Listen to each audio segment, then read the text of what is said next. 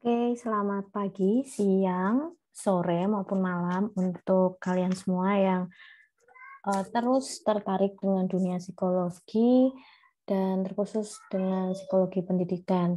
Memang video ini ditujukan untuk mata kuliah yang sedang saya ampu, yaitu psikologi pendidikan yang diikutsertai oleh berbagai mahasiswa dari berbagai jurusan. Namun, untuk kalian yang juga tertarik, silahkan untuk menyaksikan.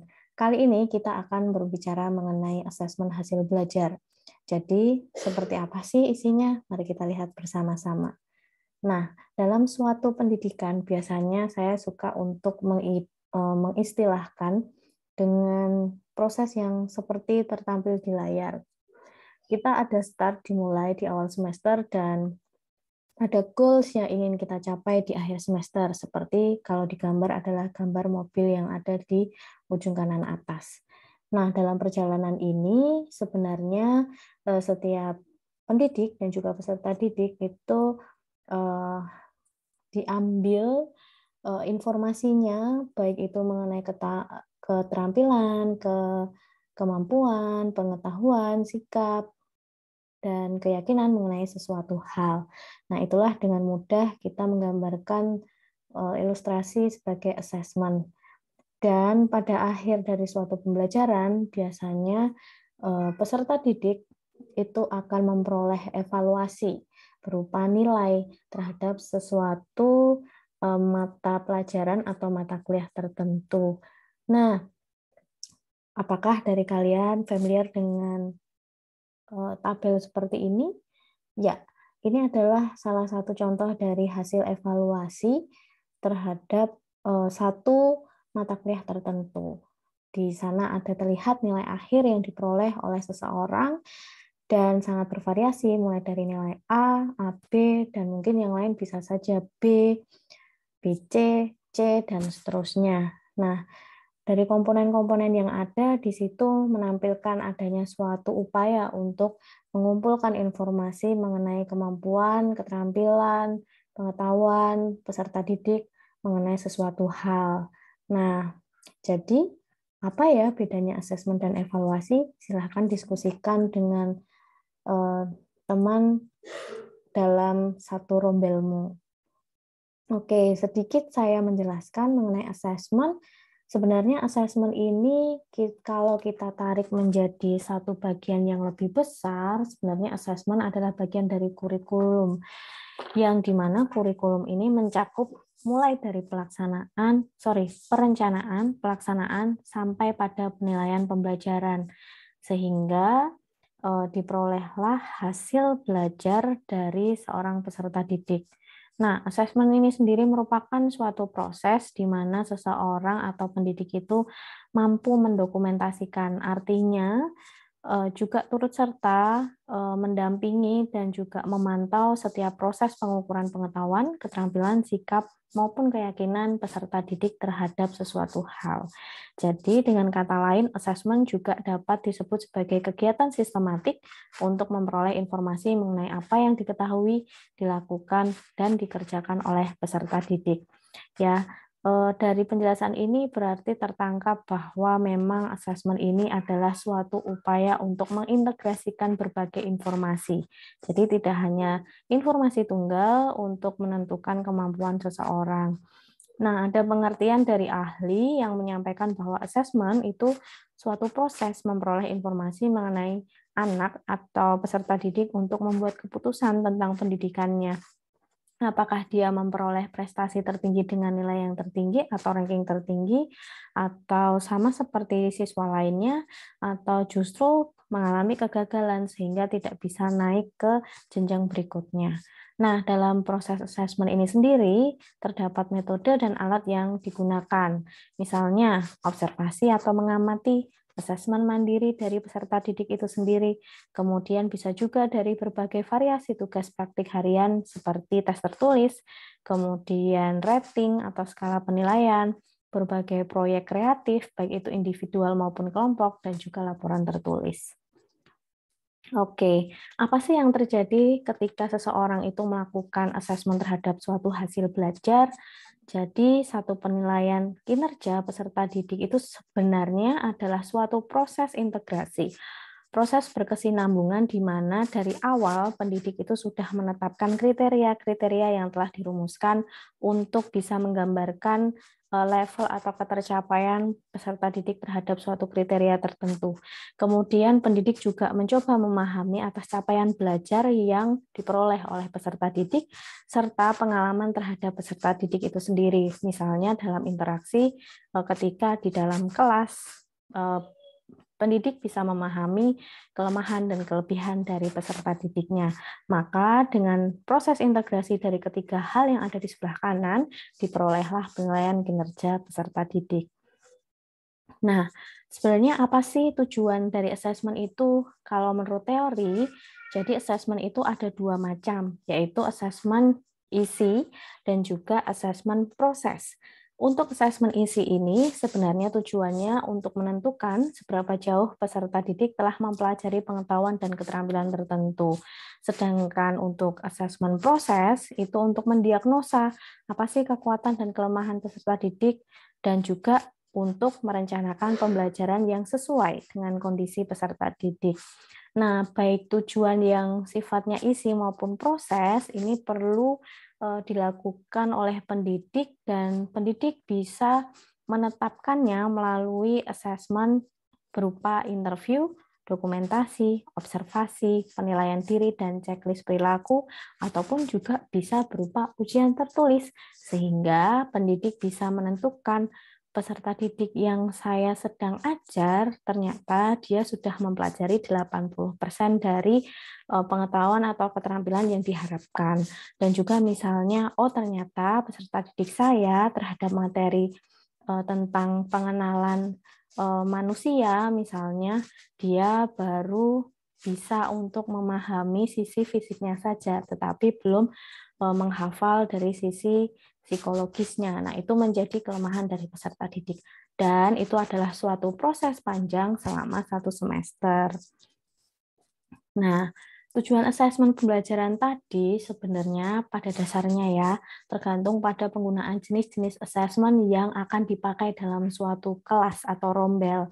Jadi ada yang namanya itu asesmen formatif dan sumatif. Kalau sumatif itu evaluasi dilakukan di akhir pembelajaran, sedangkan untuk formatif biasanya penilaiannya dilaksanakan selama proses pembelajaran berlangsung. Jadi bisa saja diberikan berupa feedback gitu ya. Dan itu biasanya tidak dijadikan sebagai dasar untuk penetapan nilai secara tunggal atau bukan secara tunggal untuk menentukan apakah seseorang lulus atau tidak. Dan yang kemudian kedua adalah asesmen objektif dan subjektif. Ini mudah dipahami ya teman-teman. Kalau objektif berarti bentuk pertanyaan yang memiliki satu jawaban yang benar atas beberapa pilihan yang diberikan. Sedangkan untuk asesmen subjektif merupakan bentuk pertanyaan yang memiliki lebih dari satu jawaban yang benar. Dan ini biasanya penilaian secara kualitatif. Nah, bagaimana tentang asesmen acuan patokan dan normatif? Kalau asesmen acuan patokan ini biasanya menggunakan tes acuan patokan. Jadi mengukur kemampuan peserta berdasarkan kriteria yang telah ditetapkan sebelumnya. Jadi pendidik sudah punya kriteria nih. Kira-kira seseorang kalau lulus itu sudah memenuhi kriteria apa saja. Begitu sudah pasti dari awal. Sedangkan kalau acuannya itu adalah normatif, bayangkan sebuah kurva normal. Jadi biasanya tujuannya bukan untuk lulus tidak lulus, tapi membandingkan individu satu dengan individu lainnya. Individu mana yang pada nilainya termasuk kurang lebih sama dengan peserta didik lainnya, atau ada di kurva sebelah ekstrem kanan itu adalah peserta didik yang lebih menonjol, lebih baik dibandingkan yang kurva normal. Dan kemudian di kurva di bagian ekstrem kiri itu biasanya yang nilainya lebih sedikit dibandingkan yang kurva normal ataupun yang ekstrem kanan. Nah, yang terakhir, asesmen formal dan informal. Ini biasanya kalau formal itu dalam bentuk dokumen tertulis seperti tes tertulis.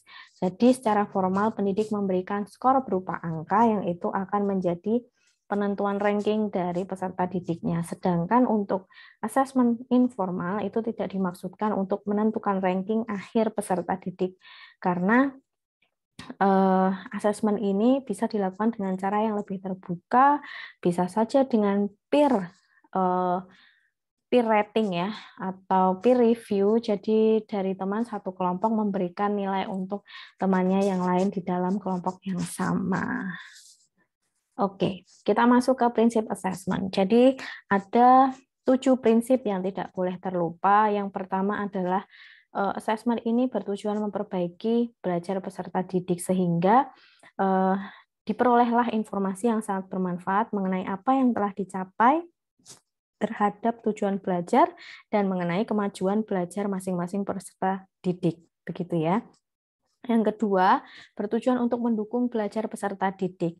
Jadi, ketika asesmen ini dilakukan, pendidik dan sekolah itu membuat keputusan seperti kenaikan kelas, kelulusan, yang didasarkan pada informasi yang diperoleh secara terus-menerus. Jadi, bukan data yang diperoleh dari asesmen akhir semester saja. Sehingga nanti peserta didik juga tahu kelebihan dan kelemahan yang dimiliki, sehingga dia bisa bertumbuh melalui pembelajaran yang dia sedang jalani. Objektif bagi semua peserta didik itu adalah bagian yang ketiga. Jadi dalam asesmen sendiri termasuk di dalamnya itu instrumen, kebijakan, penerapan, penggunaan, itu hendaknya semuanya objektif. Artinya setiap peserta didik memiliki hak yang sama terkait dengan bagaimana instrumennya, prosesnya, penetapan nilainya, seperti itu. Yang keempat, kolaborasi profesional. Jadi pelaksanaan asesmen ini tergantung pada pendidik yang memahami tujuan asesmen tentunya. Penggunaan berbagai metode yang ada, bekerja secara kolaboratif, jadi melibatkan peserta didik dan juga pendidik sendiri terlibat dalam pengembangan profesional untuk memperbaiki kemampuannya sebagai asesor. Jadi pendidik sendiri juga perlu menyadari bahwa dia juga perlu untuk terus-menerus belajar sebagai asesor, sehingga memberikan nilai yang objektif, yang tepat, yang tidak merugikan bagi peserta didik. Kemudian ada partisipasi komite sekolah dalam pengembangan asesmen. Nah, pelaksanaan asesmen ini perlu melibatkan orang tua pada situasi yang ideal, anggota masyarakat, peserta didik, bersama-sama pendidik dan pakar yang memiliki keahlian tertentu dalam mengembangkan asesmen. Jadi, dengan metode seperti itu bisa memberikan feedback kepada pendidik atau sekolah tertentu, mana asesmen yang berhasil, mana yang tidak. Kemudian yang keenam, keteraturan dan kejelasan komunikasi mengenai asesmen. Jadi pendidik dan sekolah ini perlu mengkomunikasikan tujuan, metode, dan hasil asesmen. Dan pendidik dan sekolah juga melaporkan apa yang diketahui dan yang mampu dilakukan oleh peserta didik, apa yang perlu dipelajarinya, dan apa yang sudah dilakukannya, dan serta apa yang perlu diperbaiki dari perilaku yang dilakukan. Begitu. Kemudian yang terakhir adalah peninjauan kembali dan perbaikan asesmen. Jadi asesmen ini perlu terus-menerus dikaji, dan dikaji kembali, diperbaiki untuk memastikan bahwa asesmen itu benar-benar memberikan manfaat kepada peserta didik. Tindakan ini harus dilakukan secara berkesinambungan meskipun asesmen itu telah dipandang memadai ya, tapi tetap perlu diperbaiki mengingat kehidupan itu kan dinamis ya, dan pengetahuan yang terjadi di masyarakat itu juga semakin mengalami peningkatan atau perbaikan dari hari ke hari. Oke, ini adalah bagian terakhir dari video yang kalian sedang tonton. Jadi bagian terakhir selalu ditutup dengan refleksi atau diskusi di Elena. Ada dua hal yang perlu kalian ketahui di sini, ada asesmen kinerja dan asesmen portofolio. Jadi selain asesmen konvensional yang biasanya dilakukan dalam suatu instansi pendidikan gitu ya, ada asesmen model baru nih, asesmen kinerja dan portofolio. Nah, apakah itu gitu ya? Sesuai dengan namanya, pasti kalian bisa menebak kan kalau kinerja itu berdasarkan dengan kinerja yang ditampilkan oleh siswa. Sedangkan portofolio berarti siswa membuat satu folder yang dimana dia bisa menginput berbagai perkembangannya di situ dari suatu proyek yang harus dia selesaikan. Nah, tapi tidak berhenti di situ. Silakan cari tahu lebih lanjut mengenai kedua asesmen ini. Untuk yang memiliki nomor urut Sikadu yang ganjil, silahkan cari tentang asesmen kinerja. Untuk mahasiswa yang memiliki nomor urut Sikadu yang genap, silahkan cari asesmen portofolio terbuka untuk diskusi dan saling menanggapi di postingan setiap mahasiswa atau teman dalam satu rombel. Nah, sekali lagi, saya tidak menyarankan untuk copy-paste langsung dari internet atau Google, namun setelah mempelajari dari sumber-sumber tertentu, entah kalian dapat dari jurnal, buku, ataupun sumber web, pahami dulu, kemudian tulislah kembali dalam bentuk parafrase dengan bahasamu sendiri. Oke, terima kasih semuanya. Salam sehat selalu, dan terus semangat untuk memahami diri sendiri. Terima kasih.